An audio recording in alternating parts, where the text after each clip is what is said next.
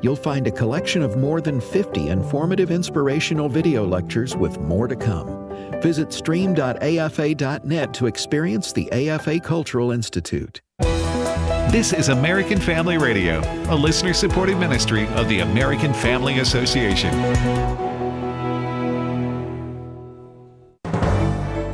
American Family News, I'm Rusty Pugh.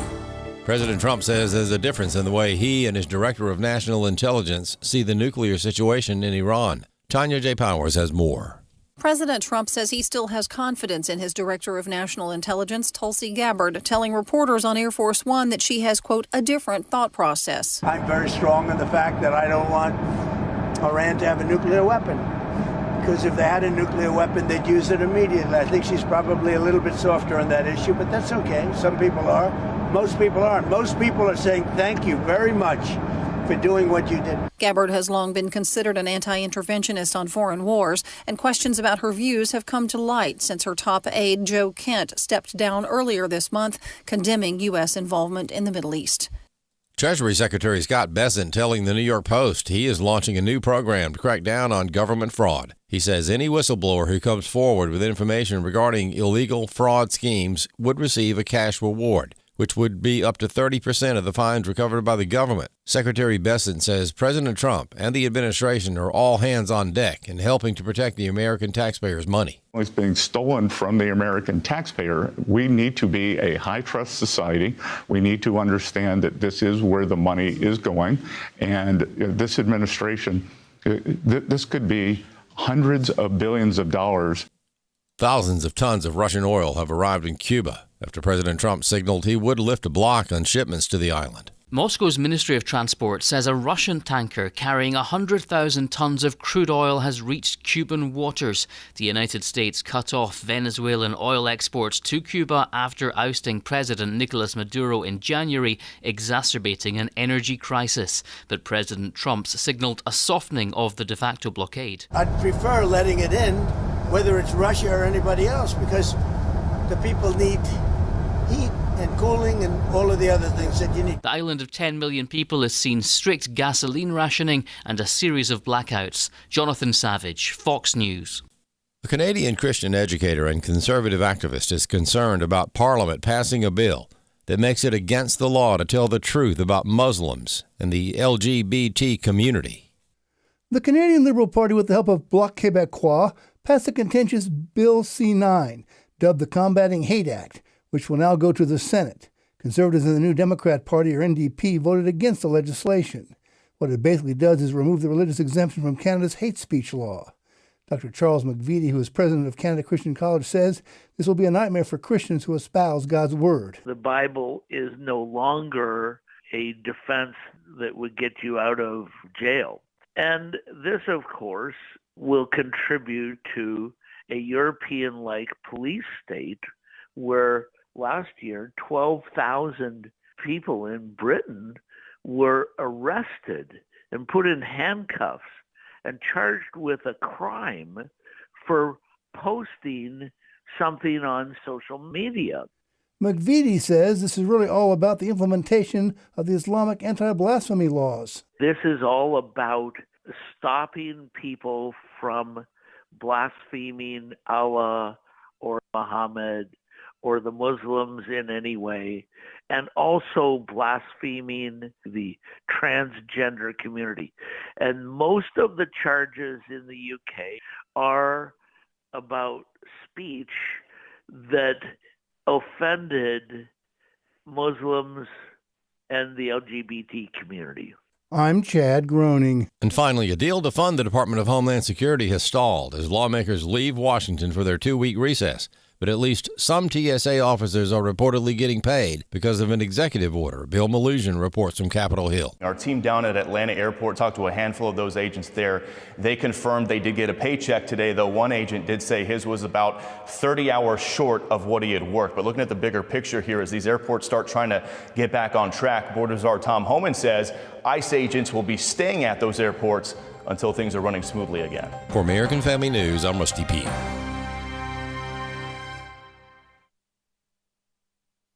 Thoughts of the child you were carrying keep pouring over in your mind. A deep, unrelenting sadness overshadows your days, and you wonder if you will ever feel whole again. There is hope and healing from a reproductive loss. Call the International Helpline, 866-482-LIFE, and talk with someone who has been where you are. Your call is confidential, and we will help you find healing. 866-482-LIFE.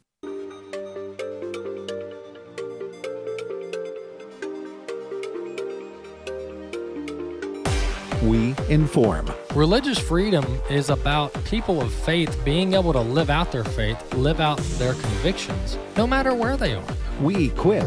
Sacred honor is the courage to speak truth, to live out your free speech. We also rejoice in our sufferings because we know that suffering produces perseverance, perseverance, character, and character, hope. This is At the Core on American Family Radio. Welcome to The Core here on American Family Radio. Glad to have you with us here on the program. Walker Wildmon here. AFR.net is our website. That's our URL. You can listen to the radio network live, both talk and music, over at AFR.net. And you can also get the podcast there at AFR.net. You can download the American Family Radio app as well on your smartphone, on your tablet device. It's free, takes just a couple minutes. Well, our share-a-thon, our twice-a-year share-a-thon is coming up next week. It's our spring share-a-thon, and we're going to be asking you to come alongside the Ministry of American Family Radio and help financially support us. That's what's going to be going on next week. In preparation for that, we're in our final stages of preparing listener testimonies, listener stories. And so if you've been blessed by American Family Radio over the years, and you would please share how the Lord has blessed you through American Family Radio, we would love to hear from you. So I'm going to give out the number, and you can call in. It takes just about a minute or two. You can leave a brief listener story or listener testimony about how the Lord has used American Family Radio in your life. 877-876-8893, 877-876-8893. You can call in. Takes about 60 to 120 seconds, 1 to 2 minutes, to leave your listener story. 877-876-8893. Also, coming up in July, we have our Activate Summit. Our annual Activate Summit is coming up July 16th through the 18th here in Tupelo, Mississippi, and registration is now open for our Activate Summit. You can go to afa.net/summit, afa.net/summit, and we hope to see you guys and ladies this summer at our Activate Summit. We're going to have a great lineup, great time of fellowship, and learning the Scripture and how to apply it to our lives. Speaking of the Scripture, we're in John chapter 20, and for those of you who've been listening to the program, know obviously we go through a chapter of the Bible each week. We at least pick a passage within a chapter. And we've been going through the book of John, and I would love to tell you that I'm so much of a planner that I planned this passage to fall during Easter, but I would be misleading you because I did not plan it this way. But we started to go through John roughly 20 weeks ago, and now we're in John chapter 20, looking at verses 11 through 13. And this entire chapter is about the empty tomb. And this is Holy Week. This is Easter week. Good Friday's coming up. Resurrection Sunday's coming up. Let's look at verses 11 through 13. But Mary stood outside the tomb weeping, and as she wept, she stooped down and looked into the tomb. And she saw two angels in white sitting, one at the head, the other at the feet, where the body of Jesus had lain. Then they said to her, "Woman, why are you weeping?" She said to them, "Because they have taken away my Lord, and I do not know where they have laid him." And of course, in verse 14, when she had said this, she turned around and saw Jesus standing there and did not know that it was Jesus. And of course, we could go on more with the Easter story there. But the point here is that Jesus, in fact, as the Messiah, was risen from the dead and is risen from the dead. That's a biblical and historical fact that Jesus defeated death and was raised from the dead after 3 days in the tomb and is now seated at the right hand of the Father. And I posted this weekend on social media that Jesus is the expected Messiah. Jesus is the expected Messiah. The First Testament and the Second Testament come together for a complete canon of Scripture that tell the full story about God's plan for humanity and about how Jesus is that expected Messiah that was prophesied countless times over the course of thousands of years throughout the Old Testament. Jesus was prophesied, the Son of Man came and took our place and is took our place on the cross for our sins. And so it's Easter week, and I pray that you will remember that and remember that we serve a risen Savior. That's John chapter 20, looking at a few verses there in John chapter 20. Well, jumping right into the topics of the day I want to make sure we get to. This partial government shutdown mainly has to do with the Department of Homeland Security, and I told you guys how I felt about it last week. I mean, this is just inexcusable where we are, where our elected officials can't do basic functions like appropriations and making sure the government has the money necessary to operate. And as far as what the actual negotiations are about and what the objectives are about this partial government shutdown, if you're confused, then I don't blame you, because the Democrats are all over the map on exactly what they're wanting out of this negotiation. Of course, Republicans are weak, not very good on the messaging side of things.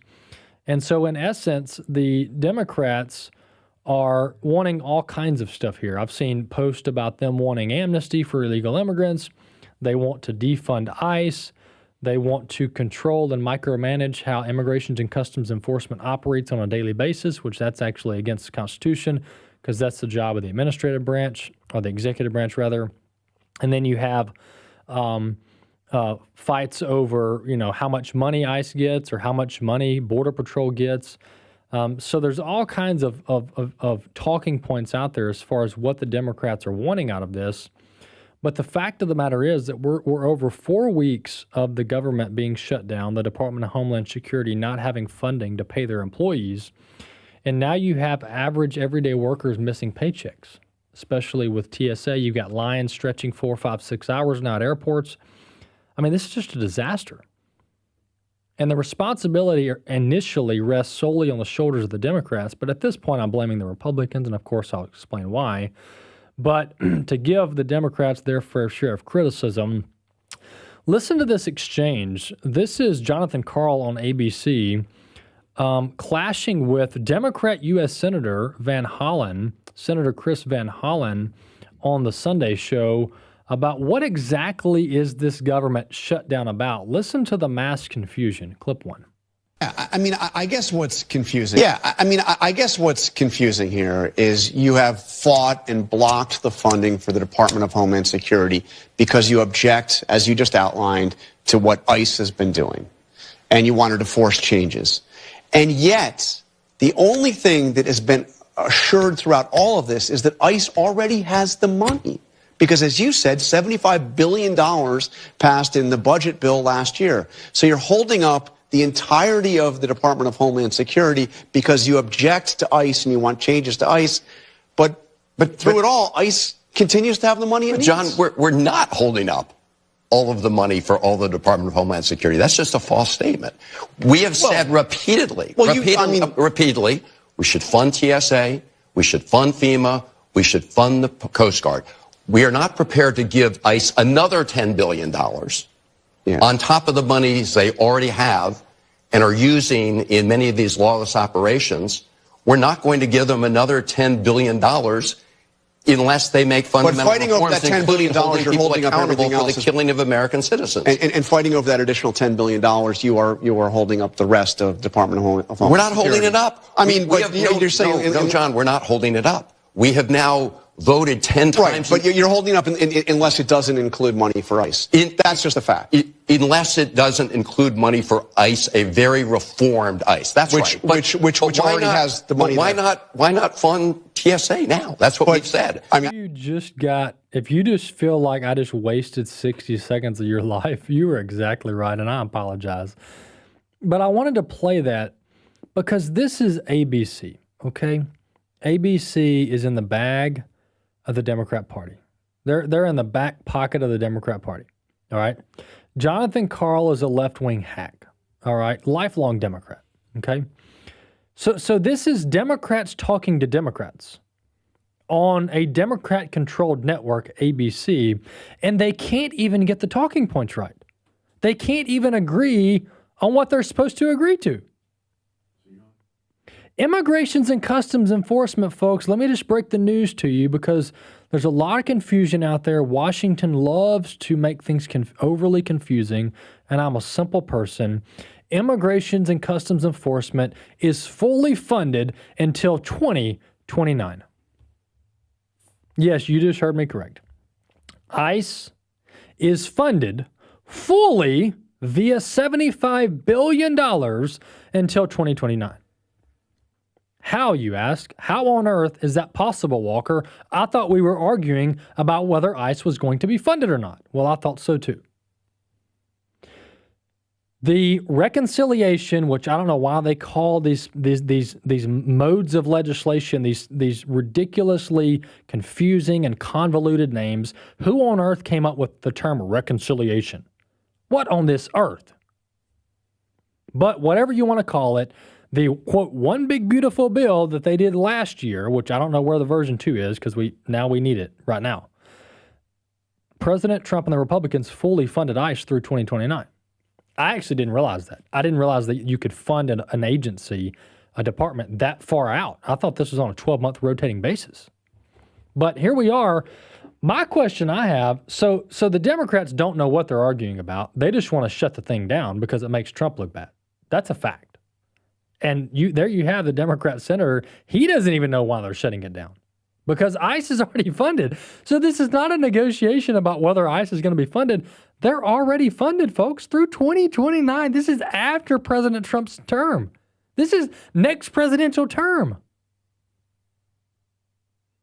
And so the question I have, and Bobby and I, we're going to work to get somebody on, maybe somebody from like Heritage or something to break this down for us, but maybe we'll call Mike Johnson's office. Why on earth did the Republicans not just fund the entirety of government for the whole 4 years of Trump's term? If you can fund ICE for 5 years or 4 years out to 2029, then why not fund the whole thing? Fund everything. The whole Trump term. We won't ever have to negotiate budgets with the Democrats ever again until the next election, of course. I don't know the answer to that question. Maybe there's something out there. Maybe there's some, secret rule that we don't know about how Congress operates. But you're telling me that ICE got funded until 2029, but everything else didn't. That makes completely no sense to me. I'm good with them being funded out to 2029, but let's fund the whole thing. Let's fund everybody out to 2029. The military, DHS, we don't need to fund the Department of Education because it shouldn't be there, but all the other constitutionally obligated agencies, fund them until 2029, and we won't have to talk to Chuck Schumer or Hakeem Jeffries ever again under this administration. I mean, this is just absolutely bizarre. And here we are, and President Trump saying, "Oh, I can sign an executive order and get TSA paid." I think that's a bad way to go because now we're saying, well, we don't need the Democrats. So either we need the Democrats to fund the government or we don't. At the end of the day, if you ask, well, what is the solution? The solution in the immediate term, this is a no-brainer, is for John Thune and Lindsey Graham and the rest of them to get back to D.C., get off of vacation, get back to Washington, D.C., and do the thing that our founding fathers originally envisioned, and that is you pass a full appropriation bill for each agency with a simple majority. You need 51 votes to pass a piece of legislation to fund the agencies in the Senate. You send it over to the House approves it, and it goes to President Trump's desk. The time for this 60 vote thing is gone, folks. We've got a whole agency of government shut down for a month because the Democrats don't know what they're doing. And we have seen his glory, glory as of the only Son from the Father, full of grace and truth. My name is Abraham Hamilton III, and this is the Hamilton Minute. By mercy and truth, iniquity is purged. Love does not rejoice at wrongdoing, but rejoices with the truth. Anyone notice a pattern here? Grace, mercy, and love all require truth. It is unloving to conceal or sidestep truth. Often, people avoid truth and use love as a justification, when in reality, their truth aversion is a self-preservation tactic. You cannot claim to love someone and simultaneously affirm them in a lie. The absence of truth nullifies the application of grace. Listen each weekday from 5 to 6 p.m. Central for the Hamilton Corner with Abraham Hamilton III, public policy analyst for the American Family Association. The following is a real-life story from Trinity Debt Management. I had a lot of credit card debt, and it stressed me out. But what I thought was a solution turned out to be a problem. I kept hearing ads about debt settlement that seemed too good to be true. And actually, it was. When I called, they told me to stop paying my bills. That didn't sound right to me at all, so I hung up.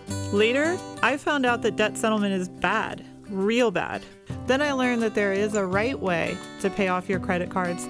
It's called a debt management program from the great team at Trinity. Trinity had a plan. In the end, I paid off my bills, I saved thousands, and I even improved my credit score. If credit card debt has you down, call Trinity at 1-800-788-1813. My name is Heather. Please forget debt settlement and remember Trinity Debt Management. 1-800-788-1813.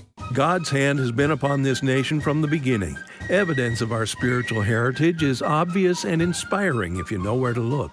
For many years, the Wildmon family has led spiritual heritage tours to Washington, D.C. and Colonial Williamsburg. And this year, they're adding the city of Boston. With the help of historian Stephen McDowell of the Providence Foundation, spiritual heritage tours in June and September will reveal God's amazing blessings upon the United States. In June, Tim Wildmon leads a tour of Washington, D.C., including George Washington's Mount Vernon. He'll lead another tour to Colonial Williamsburg in September.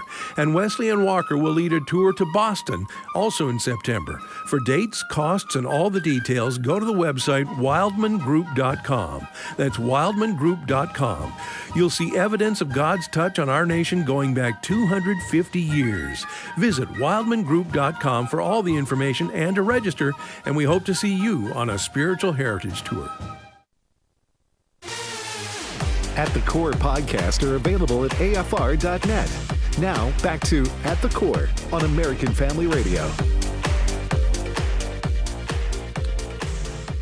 Welcome back to The Core here on American Family Radio. Glad to have you with us for this segment. Well, we're going to talk about a very important topic, a very sensitive topic, as we've addressed this on the program for a long time now, and that is protecting minors, protecting children, and specifically in the area, in the arena of the internet and the World Wide Web and all these different apps and tablets and smartphones all over the place. We have to really go above and beyond to protect our children from the harms that are out there on the internet. Well, Brian Montgomery is with us now. Brian is the father of Walker Montgomery, who tragically fell victim to teen suicide. And Brian's been working day and night to address this issue of predators on the internet and the vulnerabilities that teens have while on the internet and on these tablets and smart devices. Brian, welcome to the program. Thanks for having me. We appreciate the opportunity to continue to work to try to help families, prevent the same tragedy we had to go through. But thank you for letting us come on.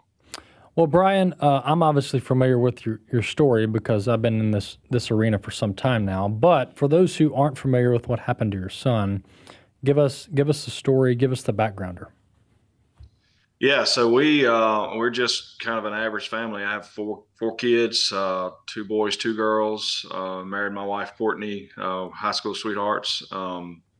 Just come from very humble background. Built a business, built a family.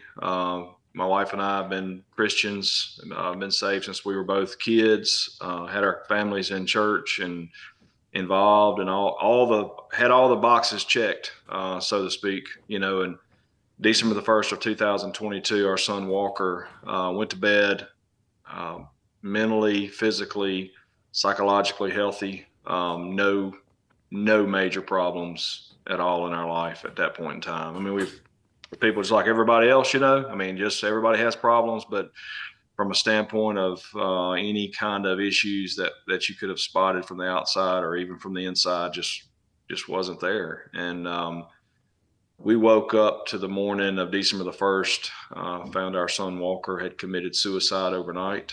We were devastated, as you can imagine. He was 16 years old, our oldest son.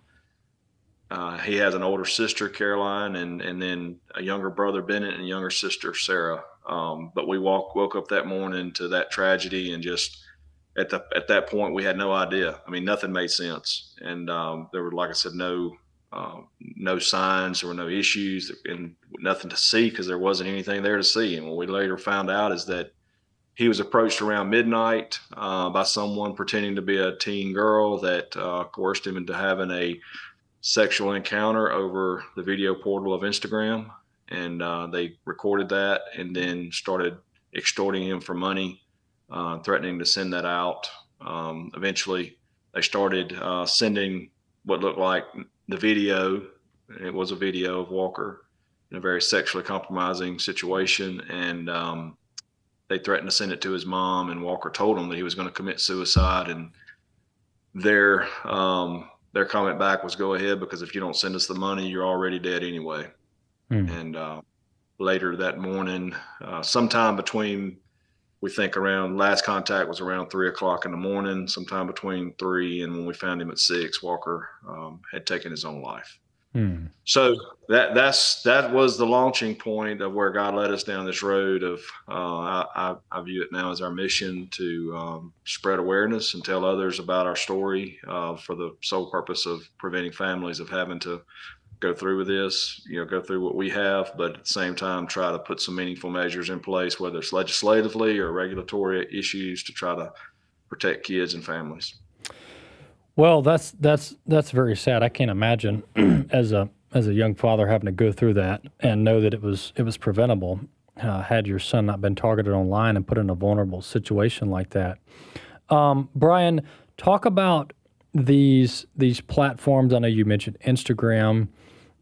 Talk about these platforms and how dangerous they are, primarily because of the lack of regulation and the lack of regulation specifically from the sites themselves to verify the age of the people using the sites. Yeah, there's several aspects here. Age verification is obviously one of those. But when you look at the industry as a whole, the very nature of their industry is to addict.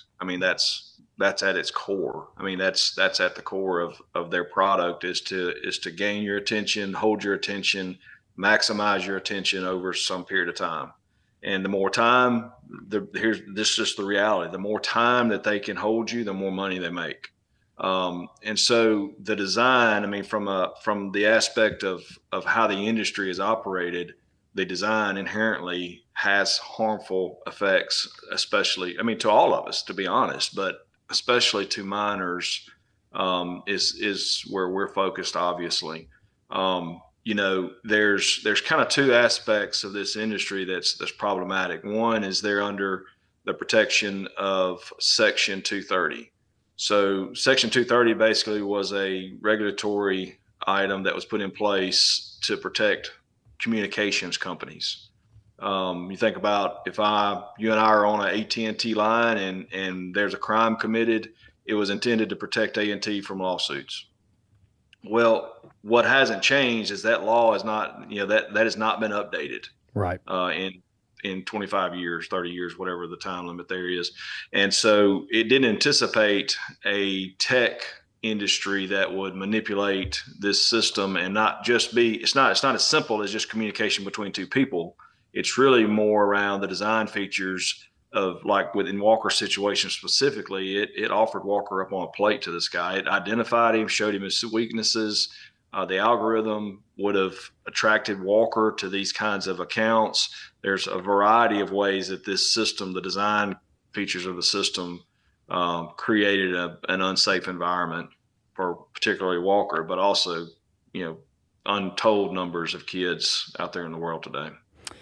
Well, let's talk about, and then I do want to talk about this Keeping Kids Safe Online Act that's currently in the Mississippi legislature. But before we do, talk about, you just alluded to this really impenetrable barrier that prevents true victims, from suing civilly these technology companies because they've been hiding behind this Section 231. But talk about this recent case where Meta lost a $6 million judgment against them because of a teen suicide.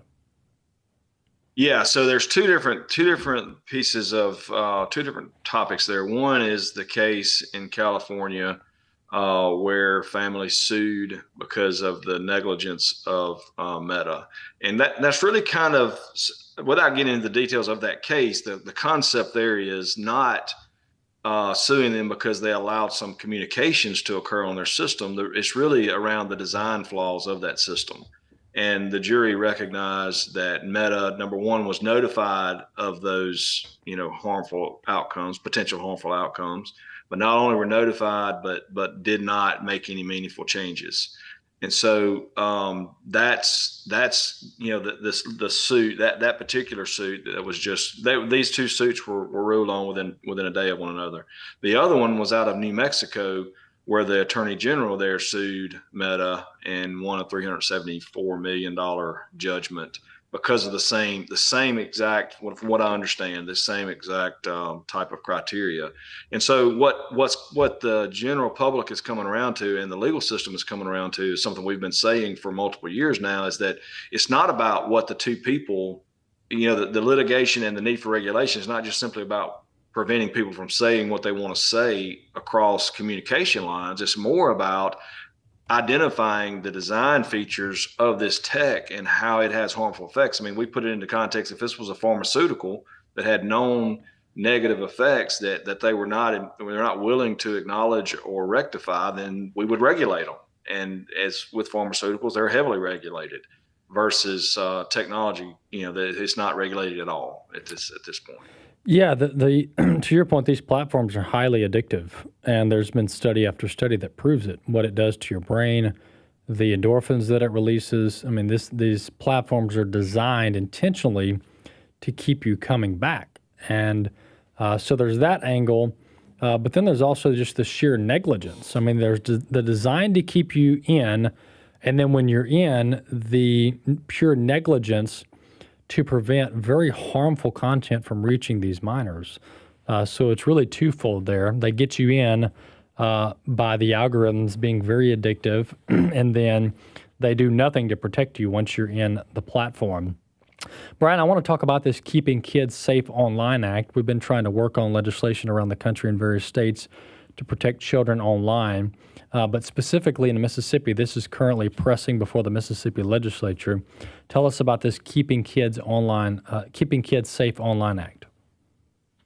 Yeah, so there's a couple of different things happening. So this in Mississippi is proposed as there are some additional features. So to take you back a little bit, we passed two laws in Mississippi that have Walker's name on them. One of them is called Walker's Law, which applies criminal penalties for sextortion, which is the term used for the scheme that happened to Walker. So we passed that. That was fairly straightforward because there were already criminal charges that you can be charged with for doing this to someone. But the second thing we did was the Walker-Montgomery Protecting Children Online Act.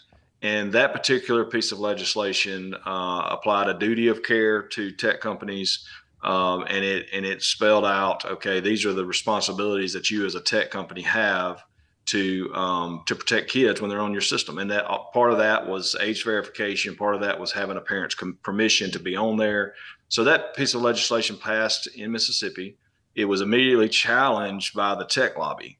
And so these guys that tech pays to fight their legal battles challenged it in court, and then it was overturned momentarily, and then the Fifth Circuit said no, it's a valid law, so they overturned that, and so now currently, and then the Supreme Court said that there's no reason for them to hear that particular challenge. But we're still being sued and challenged by NetChoice, which is the group that is like I said, the legal instrument for tech. So they're still in court fighting over that. Today, Walker's law is in effect in Mississippi, and it is a standing law. This new piece of legislation is kind of filling some gaps. I guess the best way to put it is to fill in some gaps that we feel that may have been not covered in Walker's legislation. And so we're optimistically looking that would get passed, and then we could maybe have but at the end of the day, the whole purpose is to protect kids, keep them from being contacted by adults who are trying to manipulate and harm them. That's at the end of the day, that's what we're about. Yeah, absolutely. Well, Brian, we appreciate you coming on. We appreciate your courage to, after years, nearly 4 years, to continue fighting this battle to keep children online safe. And we appreciate you coming on and continuing to work with our team on this.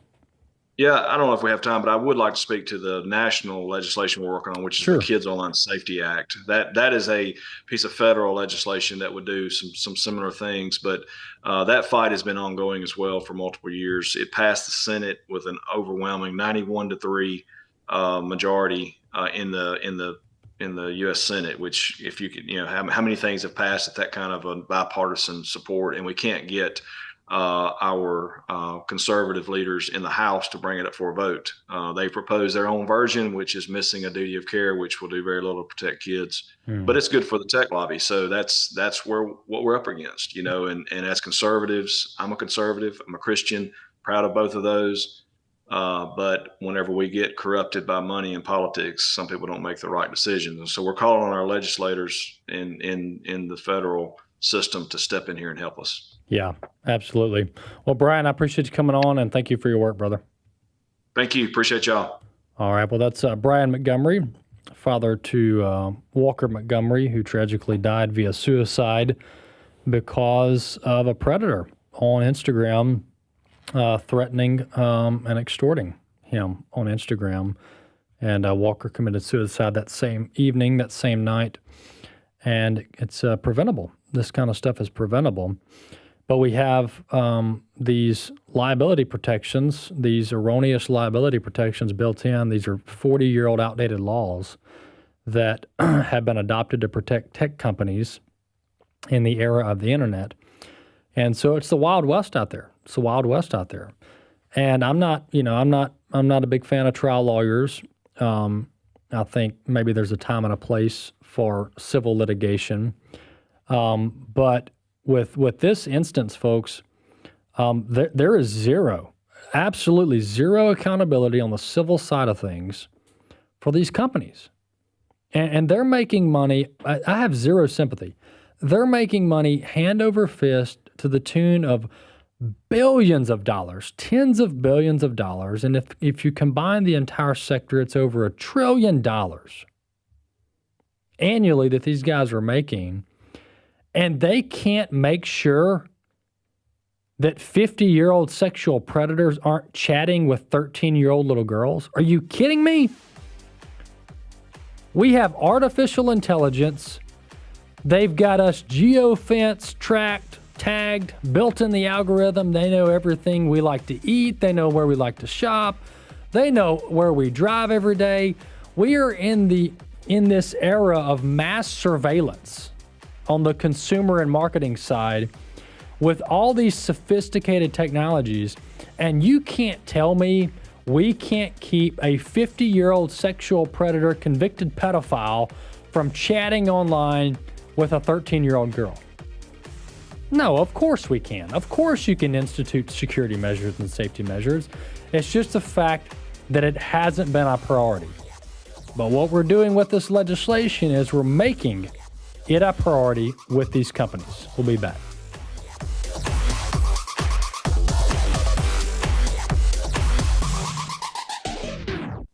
As we watch world events unfold and fulfill Scripture, it's hard to believe anyone could doubt God and His Word are real, and yet there are so many who either question or completely refuse to believe it.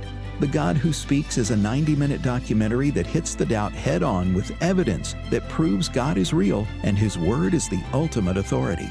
Watch it anytime and invite others to watch with you. Just visit stream.afa.net. That's stream.afa.net. The mission of AFA is to inform, equip, and activate individuals and families to strengthen the moral foundations of American culture and to give aid to the church here and abroad in its task in fulfilling the Great Commission. The vision of American Family Association is to be a leading organization in biblical worldview training in the interest of cultural transformation. Thank you for standing with the American Family Association as we seek to stop the erosion of godly values. Candace talks about finding out she was pregnant. Thankfully, an ultrasound provided by Preborn allowed her to hear her baby's heartbeat. The sonogram sealed the deal for me. My baby was like this tiny little spectrum of hope. And I saw his heart beating on the screen. And knowing that there's life growing inside, that sonogram changed my life. I went from just Candace to mom. Thank you to everybody that has given these gifts. You guys are giving more than money. You guys are giving love. Preborn currently has clinics that do not have ultrasound machines. Would you consider a leadership gift and sponsor a machine today? These life-saving machines cost $15,000, more than most centers can afford. Your donation will save countless lives for years to come. Dial pound 250 and say the keyword baby, or go to preborn.com/AFR. You wouldn't spend all day in the sun without putting on some sunscreen, right? Hi, I'm Mark Gregston with Parenting Today's Teens. You're taking preventive measures now, so serious skin damage doesn't happen later. Well, for parents of teens, that idea needs to translate to your marriage. I work with a lot of moms and dads who have an out-of-control teen at home, and couples who don't prepare for the struggle often suffer a lot of damage in their marriage. Parents with kids approaching the teen years would be wise to prepare ahead of time. Get on the same page as your spouse and make sure the foundations are strong. It's like applying sunscreen. You can't see it, but your investment today could save your marriage tomorrow. Mark Gregston has more helpful resources for you at parentingtodaysteens.org or search for Parenting Today's Teens in your favorite app store. This is At the Core on American Family Radio with your host, Walker Wildmon.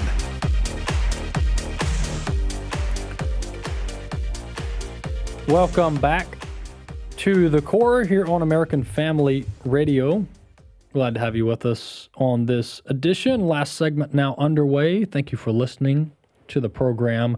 You can always subscribe to the podcast wherever you listen to podcasts by just typing in the name of the show, At the Core, and click the follow or the subscribe button, and the latest episode will be ready to go in your library each and every day. And of course, we have the video up at stream.afa.net and on all the major social platforms with the live video of the program up each and every day.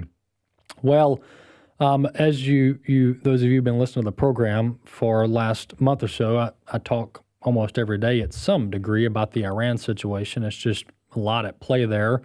And at this point, it affects everyone's daily life, from fuel prices on the rise to economic instability coming from this, through trade and just a lot of unknowns as we head into the midterms. So I think people need to be kept up to speed on what's going on. Not to mention, all of us are interested in preventing the mistakes of the past, and specifically getting entangled in a decade-long entrenched war in the Middle East again, costing our country hundreds of billions, even trillions of dollars. That's a mistake, obviously, that most of us should want to avoid again. So that's why this is an important topic. That's why I continue to bring it up. And hopefully we're not going into something like that, the mistakes of the past. But if we don't talk about it, then before you know it, we'll sleepwalk right into it, and then we'll turn around, just like I said with the Ukraine situation, we'll turn around 5 years later, and we're still in it.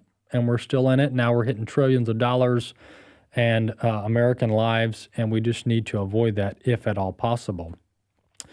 Well, those of you who also listen to this program for a lengthier period of time, I'm talking years now, know that I'm clearly a fan of President Trump. I mean, I don't know, I've only broken with President Trump maybe a handful of times. So this is not known as the show that's anti-Trump, never Trump, criticize Trump at every turn. But on this Iran situation, I'm growing more skeptical as the days go by. And early on, I gave President Trump the benefit of the doubt. He does have a good track record on these type of decisions. He typically comes out in the good on a lot of these decisions. I think Venezuela went seamlessly smooth, almost unbelievably smooth how Venezuela went. Now we've got our embassy back open in Venezuela. We're basically assisting the government in running operations in Venezuela, where oil's coming into the U.S. through Texas, through Corpus Christi. So things are going pretty well down there, and we've kicked Hezbollah out. We've kicked China out of Venezuela.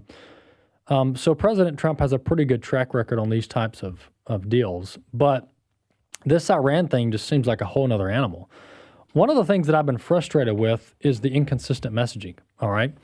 Remember we were told in June of 25 that Iran's nuclear capabilities were, quote, obliterated. And that was President Trump. President Trump said on countless occasions, including Hegseth and others, that Iran's nuclear capabilities have been, quote unquote, obliterated. All right. Now I get it. President Trump is prone to hyperbole. He uses very large and bombastic language, and he uses very definite terms that actually, in fact, aren't definite. But it is what it is. But telling us, the American people, that Iran's nuclear capabilities have been, quote unquote, obliterated, that's a big deal. All right. This is not like a campaign speech where you talk about how great the economy is, the best economy ever.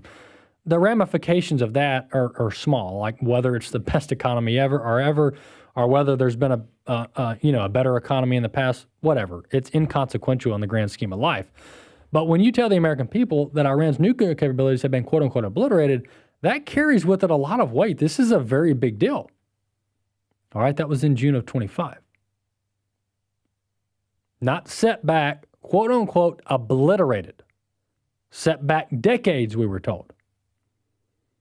But now we're in Iran because we're supposed to be stopping their nuclear ambitions. But June of 25 was supposed to happen as well. So I haven't gotten a clear message on what happened here. Now, some of the administration officials have said, well, they were trying to resurrect their nuclear program. Well, okay. So we set them back a decade through the June 2025 bombings, and they're trying to resurrect the program. Well, how long is that going to take? And then Witkoff said they could have a nuclear warhead on the tip of an ICBM in 10 days. So we set them back a decade, but you're telling me they can go nuclear in 10 days? So total mixed messaging here on what exactly is going on. Now, I can tell you what I think's going on, and what I think's going on is while the bombing in June might have been somewhat effective at damaging some of their nuclear sites, it probably didn't do a decade's worth of damage. Somebody's misleading us here. Nonetheless, let's fast forward to last week, March 23rd. This is going to be President Trump heading out of Washington, D.C. to Texas and then later on to Mar-a-Lago. But this is President Trump telling us last week on the 23rd that essentially the Iran war is won. It's over. Clip 2. We've won this. This war has been won. The only one that likes to keep it going is the fake news. I mean, the New York Times, you read the New York Times, it's like we're not winning a war where they have no Navy and they have no Air Force and they have no nothing. And we literally have planes flying over Tehran and other parts of their country. They can't do a thing about it. For instance, if I want to take down that power plant, that very big, powerful power plant, they can't do a thing about it. It's like, take me. That's all they can do. And yet, if you read the New York Times or if you watch ABC fake news or NBC fake news, you'd say it's a close battle. It's not a close battle. Starting out the clip saying, hey, look, this is won. I mean, Iran's military capacity has been completely obliterated. This war is effectively won. Well, okay, that's good to hear. And I really don't doubt him. I do think Iran's military capacity has been severely cut off. I mean, I think they have been decimated militarily. They're still firing off maybe a dozen missiles a day, and I think that will continue to dwindle. So I think President Trump there is telling the truth in that we've done severe damage to their military capacity, but yet the bombing continues. All right, the bombing continues, and we're surging assets over there.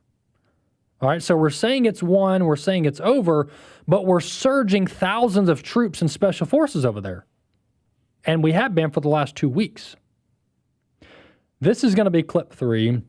This is President Trump also last week saying, you know, if these negotiations don't go well, we'll just keep bombing. We'll bomb them into oblivion. Clip 3. Well, they're going to have to get themselves better public relations people.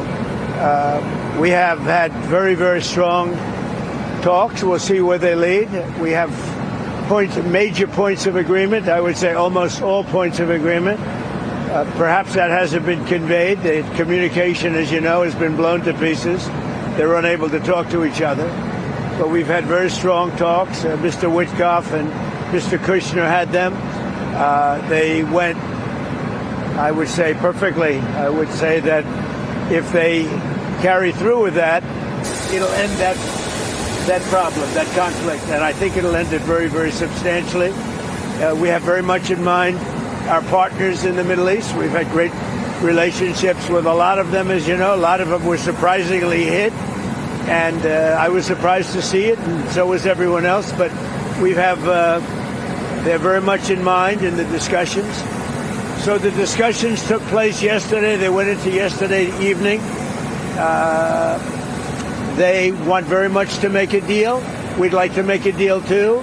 We're going to get together today by probably phone because it's very hard to find a country. It's very hard for them to get out, I guess. But we'll at some point very, very soon meet. We're doing a 5-day period. We'll see how that goes. And if it goes well, we're going to end up with settling this. Otherwise, we'll just keep bombing our little hearts out. All right, so that was last week. Once again, both of those clips are on the 23rd, okay? Both of those clips are on March 23rd. All right, that was a week ago. President Trump said there, once again, I know he's prone to hyperbole. He does this every day of the week, so we're not surprised here.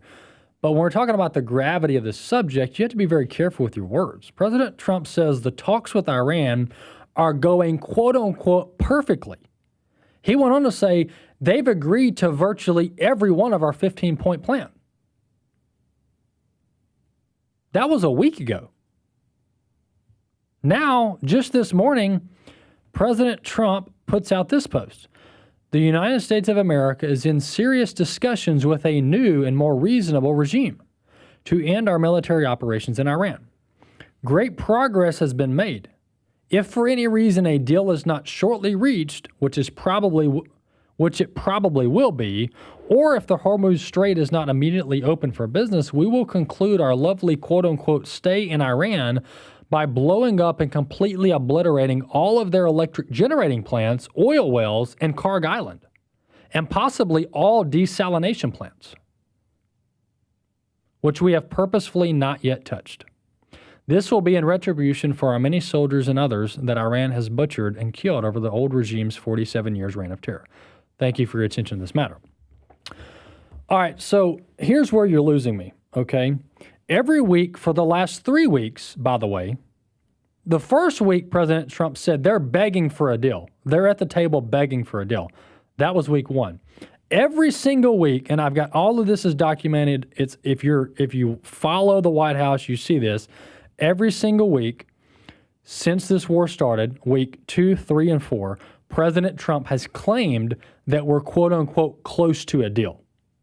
We're quote unquote negotiating. They're at the table begging for a deal. That every week, multiple times each week, President Trump states to the media that we're quote working on a deal with Iran. Simultaneously, dozens of military aircraft are leaving the U.S. with boots, with Marines, Special Forces, 82nd Airborne. We are surging thousands of soldiers to the Iranian region, to that area. Meanwhile, we're on the precipice of one of the greatest deals of the last decade, according to President Trump. Let me play this last clip. This is Megyn Kelly. Not necessarily a fan, but this proves a point here. Let's listen to clip 4. As this thing goes south, we need to know exactly who talked him into it and what representations were made to convince the president that this was a good idea. Who? Who specifically? The names we know are Bibi Netanyahu first and foremost, Lindsey Graham equally to blame. We know from the Wall Street Journal report that Mark Thiessen of Fox News and General Jack Keane were major advocates of the war, okay? Like those guys, but they appear to have been very wrong that this was a good idea. And we could keep going. Mark Levin, chief among them. He says now, oh, it wasn't me. Every night on Fox News out there, urging the president to do this. And then he had a meeting with him in June where we know he denies it now. We know he pushed him for this. Ben Shapiro was out on his show every day pushing this war. Like there were very prominent activists on the right who were practically frothing at the mouth for this thing. And now that it's not only going poorly, but the president's poll numbers are in a precipitous free fall, we'd love to see some accountability. Who? Who promised him what? The reason I played that clip is, folks, I'm so tired of this game of blame everybody but Trump. I'm so tired of it. Now, this is mainly a problem on the right. This is a problem in the conservative movement, all right? The left has no problem blaming Trump, you know, clearly. But on the right, there's this immunity to Trump that we can blame everybody around Trump, but we can never blame Trump himself. And I guess it's this fear of isolation, because the fact of the matter is, folks, if you do criticize Trump, this is how it works. You are iced out. I know it for a fact. If you criticize President Trump publicly, you are iced out of the White House. No White House visits, no White House meetings, no phone calls with the White House, nada. And that trickles down to the agencies. So if you want to get anything done, don't criticize Trump. All right? This is how this works. It's politics. But to combat what Megyn Kelly's getting at here, and Tucker Carlson doing the same thing, they want to blame everybody but President Trump. And I'm not saying that Megyn Kelly's wrong, like Ben Shapiro, Mark Levin, blah blah blah. If you want to say they've been pushing us into war through their narrative building and whatever, okay? But the fact of the matter is, President Trump is a grown man. He's been doing this a long time. Whatever decisions he's making, it's on him. You can't blame Mark Levin, Ben Shapiro, Pete Hegseth, and blame everybody around President Trump, but President Trump never has to square the blame. No, we don't do this with anybody else. President Trump's the commander-in-chief, the president of the United States. He makes the final decisions. If you don't like the decisions, you can criticize President Trump. But we ought to be having these discussions, and we ought to be having them frankly, because American lives are on the line.